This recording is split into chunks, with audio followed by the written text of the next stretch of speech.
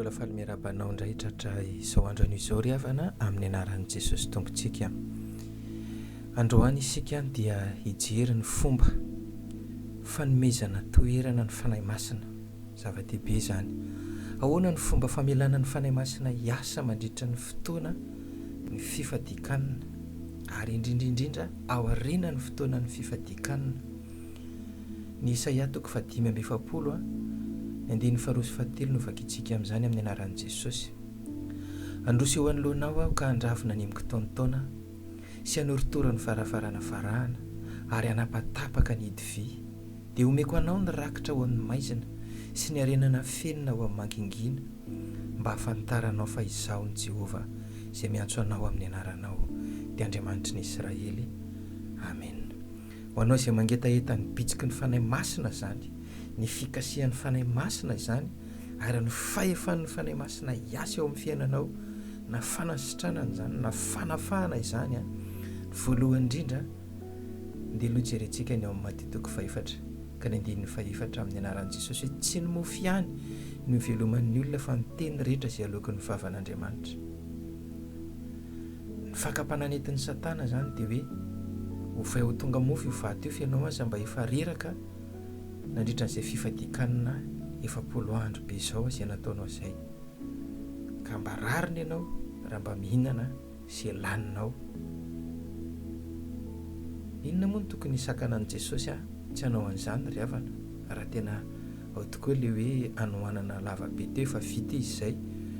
Moa ve raha ohatra ka miteny fotsiny Jesosy hoe misy, tsy hisy ve izany dia tonga lasa mofy tokoa ilay vato, dia amin'izay izany dia mba voky tsara ny kibon'i Jesosy solon'ilay anohanana be teo.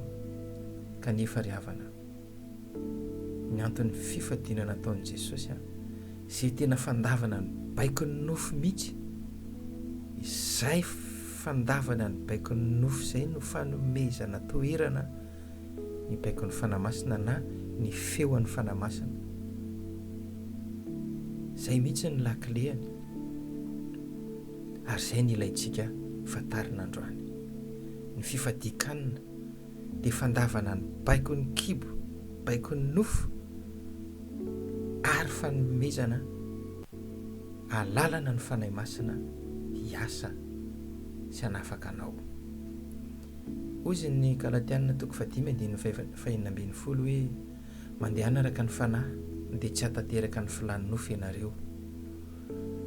Izany hoe ilay fandavanao ilay filan'ny nofo, ilay filan'ny kibo amin'ny alalan'ny fifadikanana izany dia fanomezana toerana ny fanahy masina hitoetra, hitombo ary hibitsika aminao.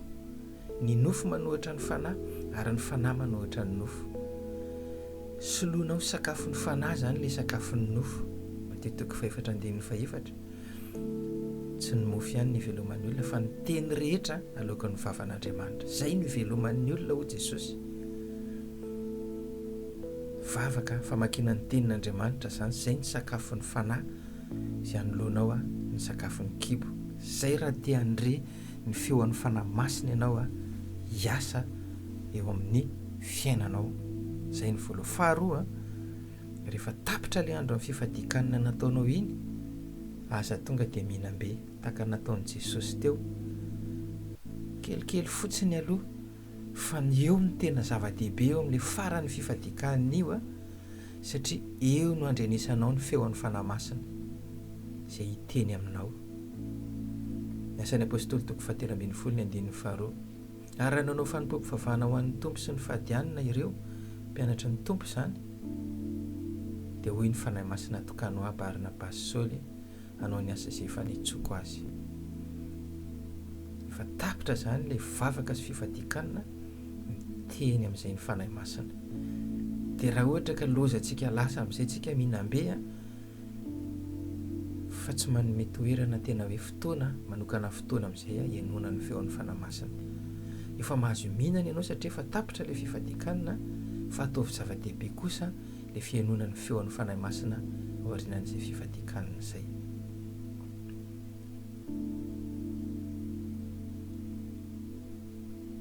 Inoko ry havana fa nafaran-katsahanao marina tokoa izany feon'ny fanahy masina hitari-dalana anao izany. Ataovy ny fifadikananao ary rehefa mifarana zany dia inoy amin'izay ny feon'ny fanamasina. Io no anambarany aminao izay tokony ataonao rehetra.